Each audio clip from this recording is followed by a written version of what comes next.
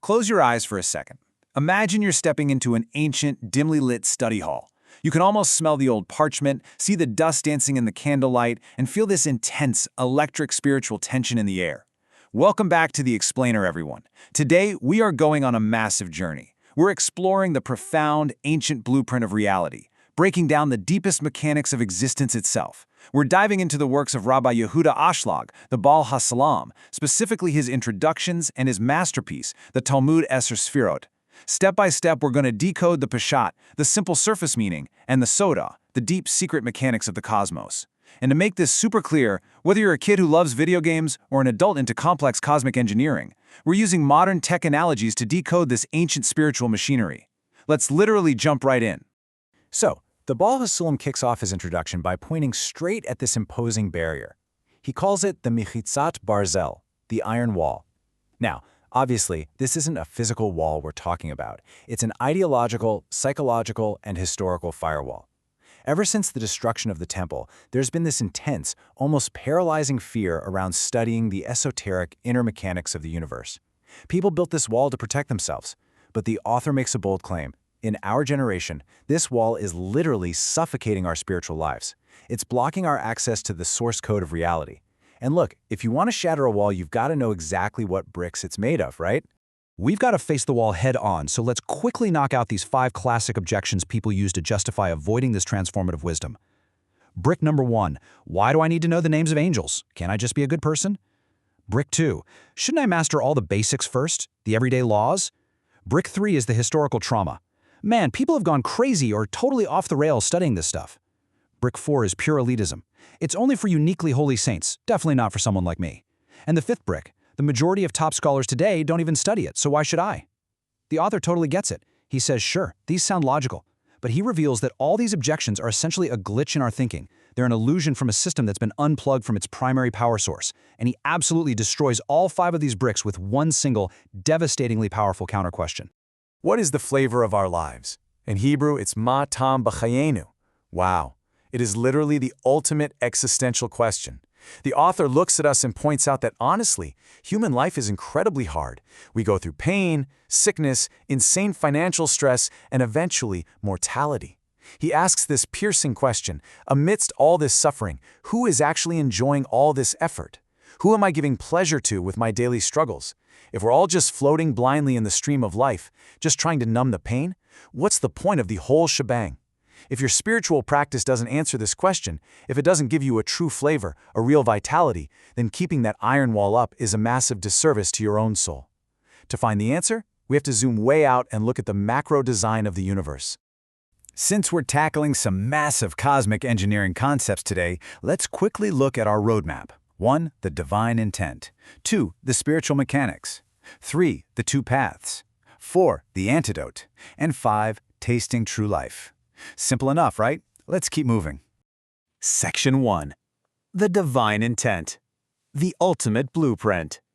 Okay, so the absolute core thesis of our source material is revealed right here. The singular intent behind all of reality is absolute benevolence. The phrase in Hebrew is lahitev lenvrav, to do good to his creations. This is the bedrock, period. The Creator is absolute, infinite good.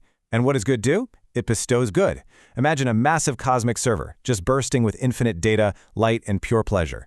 But here's the catch. You can't bestow good if there's no one on the other end to receive it, right? If the Creator wants to give, there must be a receiver. But this brings up a massive paradox that we constantly debate. If the Creator is infinite, perfect good, and just wants to give us ultimate pleasure, why on earth did he create this dense physical world that's packed with suffering? Why not just zap us with direct pleasure in a perfect spiritual state? Which brings us to Section 2. The spiritual mechanics, the engine of reality. This is where we get into the hidden wiring. Think of this as humanity's base operating system, the Ratzon LaKabel, the will to receive. To grasp this, we have to look at the literal physics of creation. The text reveals something mind-blowing. The only thing truly created ex nihilo, meaning something out of absolutely nothing, was this will to receive. The infinite light was already there. The only new code introduced into reality was the desire, the vessel, or in Kabbalistic terms, the kli, to absorb that light. This desire is the hardware of your soul. The Creator's nature is the will to bestow. The creation's nature is the will to receive. Match made in heaven, right? Well, no. There's a massive glitch in this base OS. The sages call it Nahama de Kasufa, the bread of shame. Imagine you're a permanent guest in a billionaire's mansion, getting everything for free, forever. You don't work, you just take. Eventually, you'd feel this intense, crushing psychological shame because you didn't earn a single drop of it. Because our soul is literally a spark of the divine, it shares that divine trait of wanting to give. So when it only receives, there's a painful mismatch in form. To give us the ultimate good, the Creator had to give us the ability to earn the light, to completely delete the bread of shame. And that required a universe-altering cosmic event. Let's break down these deep mechanics slowly, using our cosmic engineering terms. Originally, the infinite light filled absolutely everything, no empty space. This is the ultimate cloud holding infinite data and pleasure. The vessel, the kli, was totally filled by the divine desire to bestow. But to avoid that bread of shame we just talked about, the vessel executed a bold command. It actively restricted its own desire to receive.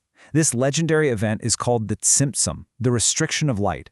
It essentially threw up a massive firewall, a Masach in the spiritual terminology, blocking all that infinite incoming data, which is known as the Ohr Yashar, or direct light. This created an empty vacuum, a completely blank hard drive where independent free will action could finally take place.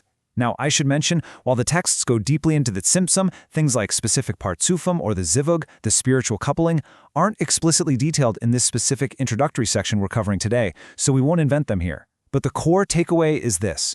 By restricting the light, the vessel proves it isn't just a passive freeloader. It creates the necessary space for us to actively choose to reconnect and draw down the light on our own terms, totally bypassing the bread of shame. Moving right along to Section 3, the two paths, form and alignment. Here is a wild concept. In the spiritual realm, distance is not measured in miles or light years. It's measured by equivalence of form. If two spiritual entities have the exact same intent, they are spiritually connected. If they have opposite intents, they are infinitely far apart. The Creator's form is pure bestowal, but our default human OS, as we established, is pure will to receive for ourselves. This default state is called low Lishma, doing things entirely for our own selfish benefit. When we're running the low Lishma program, we are completely disconnected from the cosmic server. We experience immense friction, suffering, and emptiness because our form is literally the opposite of the source of life. So what's the goal of all our spiritual work? It's to completely flip our operating system from low Lishma to Lishma, doing things solely to bring pleasure to the Creator. It's a radical paradigm shift. It means taking our base hardware, our deepest desires for pleasure, and installing a brand new software layer over it that says, I will only receive this pleasure if receiving it brings joy to the Creator. That is the ultimate cosmic hack. Section 4. The Antidote. Transforming the Vessel. The text offers this incredible, life-saving antidote. It explains that engaging with the inner dimensions of Torah acts like a cosmic source code update, drawing down a light that naturally corrects our broken desires. This is the absolute practical secret of the whole system. You cannot change your own operating system from the inside using just your willpower. It's literally like trying to lift yourself off the ground by pulling on your own shoelaces. The ego cannot destroy the ego. But the author explains that when you study the inner wisdom, the Kabbalah, just by intensely yearning to understand your true spiritual roots, you draw down the Ohr Makif, the surrounding light.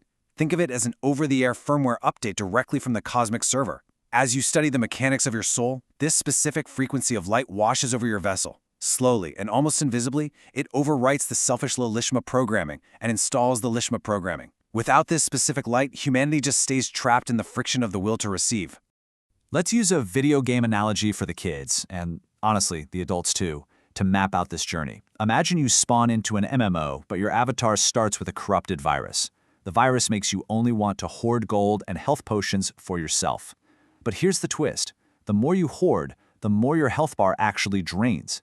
That's the painful effort stage, living purely for self-gain.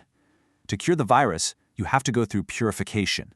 You literally have to deliberately stop picking up items just for yourself. It feels like you are restricting yourself, maybe even losing the game, but actually, you are leveling up behind the scenes. Finally, you unlock the transformation ability. Your will to receive completely changes. Now your avatar can pick up the ultimate weapon, but you realize it only activates if you use it to protect the entire server. When you do that, you hit ultimate delight. You win the game, not by hoarding, but by perfectly aligning with the game developer's true intent. Section 5. Tasting True Life. Piercing the Wall. By reaching that state of Lishma, we end the blind suffering of the human dilemma and fulfill the absolute purpose of creation. We directly taste the ultimate good. The verse says, Ta'amu ure'u ki tov Hashem. Taste and see that the Lord is good. The author makes such a profound point right here. He says, look, if you haven't tasted this alignment yourself, you literally cannot comprehend the statement that the Creator is good. From the perspective of the uncorrected, selfish ego, the world looks broken, cruel, and completely unfair. But when the vessel is corrected, when the firewall is properly configured, and the light flows freely, your inner perception of reality completely shifts. You stop seeing the world through the lens of what you lack. Instead, you start seeing everything through the lens of the divine intent, pure, infinite bestowal.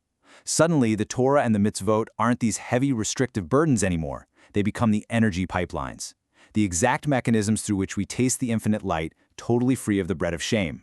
By aligning our desires with the intent to bestow, we literally pierce that iron wall. So as you go through your week, I want you to ask yourself, is your will to receive currently building a wall, or is it acting as a conduit to share the light with others? Think about it. Thank you for joining us for this complete journey through the Pardes. We hope these ancient truths help you and your family improve your own dimensions this week. If you enjoyed this full chapter deep dive, please like, subscribe, and share which part of the journey touched your soul in the comments. We'll see you in the next chapter.